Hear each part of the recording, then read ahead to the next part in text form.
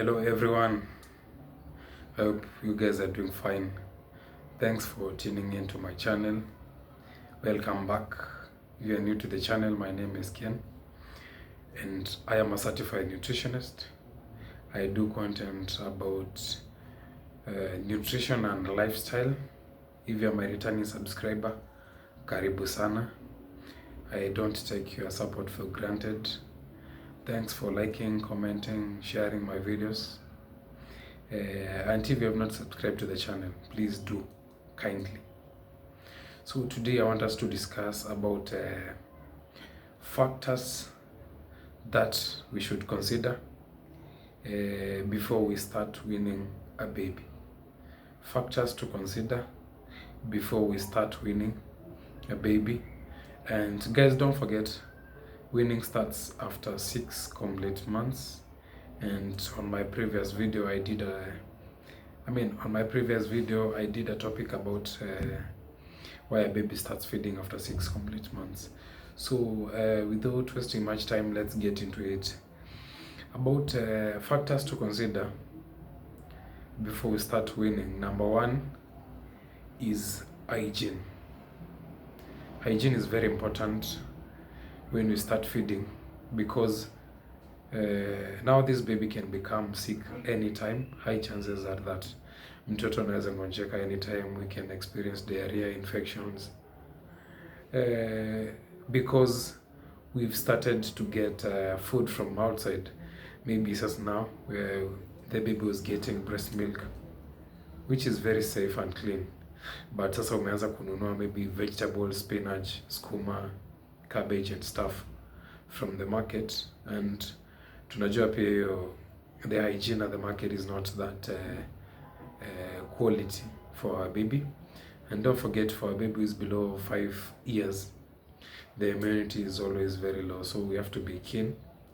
So I prefer things like maybe vegetables. Umeenda market, umenunua vitu kama hizo, ukifika kwako lazima ujioshe vizuri na maji yenye unajua ni safi, na pia vyombo za mtoto zinafaa kukaa peke yake. Unaosha vizuri and then you soak them in warm water, maybe kwa ndoo, na isi mix kwa na vyombo za maybe the entire family.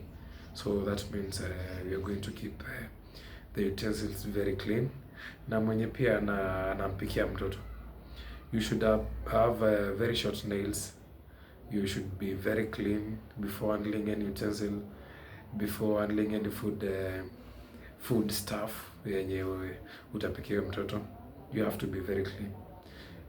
So hygiene is something very important you have to consider when you start feeding, so that you can avoid infections, diarrhea, and then maybe vomiting and any other infections.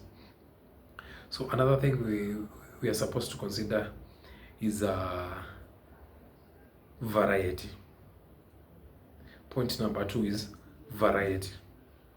So we ask ourselves, why is variety important when it comes to foods for these babies growing? So tunajiuliza, ni nini iko kwa chakula which makes this baby to grow, and we call them nutrients. So we want us to know why is variety important when it comes to kupikia huyo mtoto. Nutrients ziko kwa chakula na ndizo zitafanya mtoto azidi kukua. The same nutrients are in breast milk, and they enable your baby to grow and develop. But now we are dealing now with food. The same nutrients ziko kwa chakula zitazidi kufanya mtoto wako aendelee kugrow. Now different foods different foods have common nutrients, and different foods contain nutrients which are not common among them. So one importance of hii point ya variety, it will help us to capture the nutrients which are not common among these foods. The nutrients which are not common among these foods are very important for the growth and development of your child. So kama tutarotate hizi chakula, leo amekula hii, kesho amekula hii, or in the morning amekula hii, in the evening amekula hii, you are giving a variety of foods, you'll be able to capture those nutrients that are not common among these foods. Hence, they are very important for the growth and development of your baby. So that is one importance of hiyo point ya variety. Another importance of hiyo point is that when you rotate these foods, itakusaidia to kill the boredom. Because mtoto uboeka na chakula moja, utasikia mtu anakwambia mtoto wangu amekataa chakula kabisa, hana appetite. And then sasa wewe unapikianga mtoto wako spinach like every time, because maybe wewe uko na maji, and then unapanda spinach because ndo zinaenda sana maybe on the market. Huwa tunasema malnutrition is not for the poor, it is for everyone, because unaweza kuwa na pesa ndio, but hauna knowledge ya food. So malnutrition is for everyone.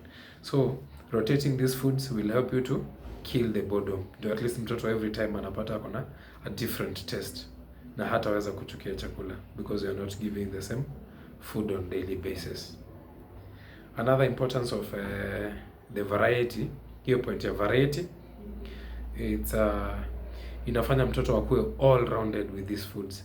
Amezoea kila aina ya chakula. When you go to a different place, anapata this food, anakula because ushamfunza.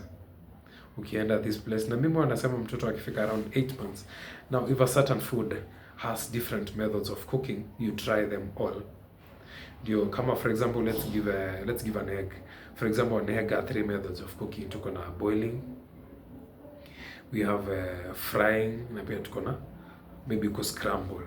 So wewe kama umefunza mtoto wako kukula mayai yenye ni boiled, of course akienda to a different place sana apata mayai yenye huku ni za ku scramble zimepikwa na ugali, huyo mtoto atakataa kukula because haujamfunza mayai ya ku scramble maybe. So kama chakula iko na different methods of cooking, you have to try them all.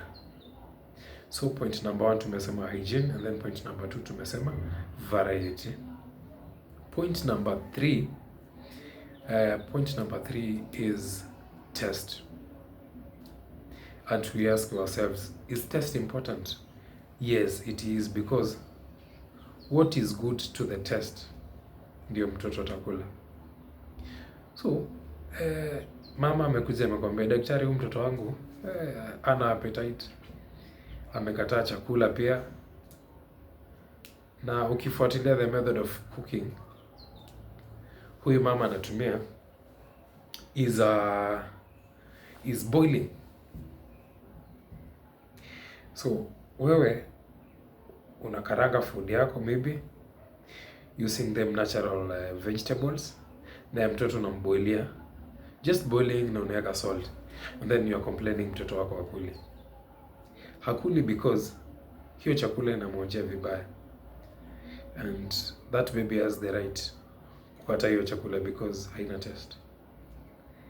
So I had a mother who asked me about mtoto utamkarangia chakula kweli?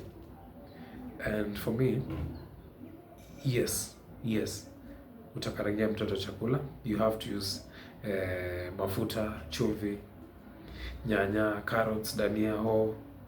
Those are natural vegetables. Now, about the vegetables, there's something we call vitamins.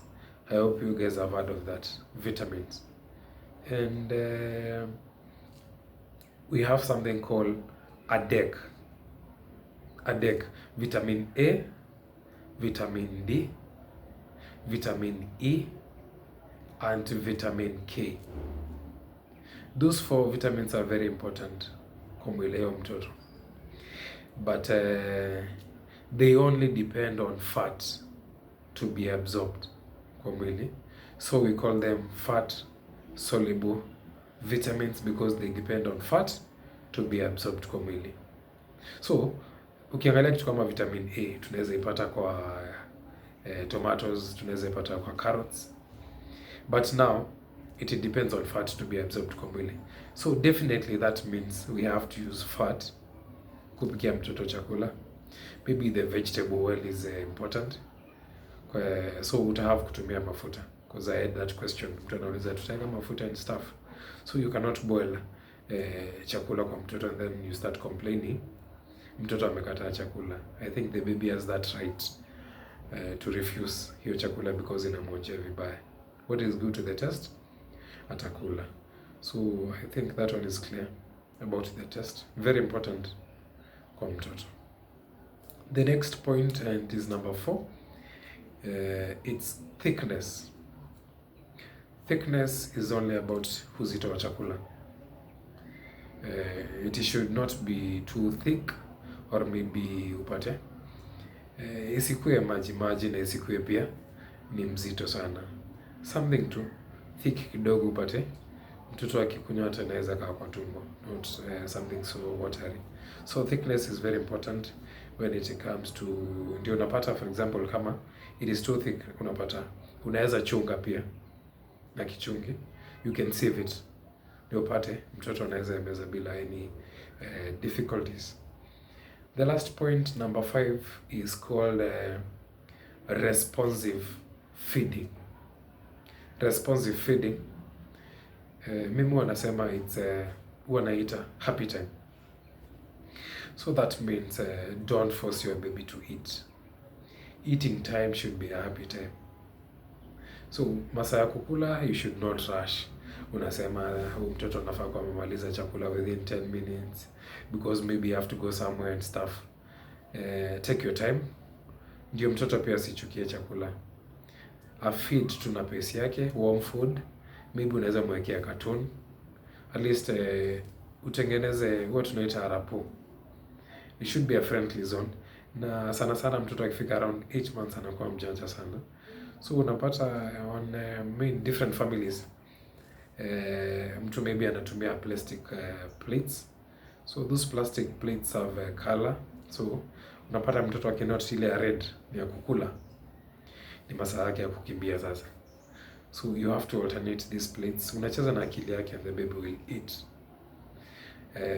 Maybe mtoto ameanza kulia and then una force maybe kukunya uji, huyo mtoto anaweza choke ama aspirate, and that will be a danger zone for you. So you are not supposed to force your baby to eat. Bembeleza yeye, cheza na akili yake, mwekee cartoon, be friendly to the child, na at least mtoto aweze create that interest ya kukula.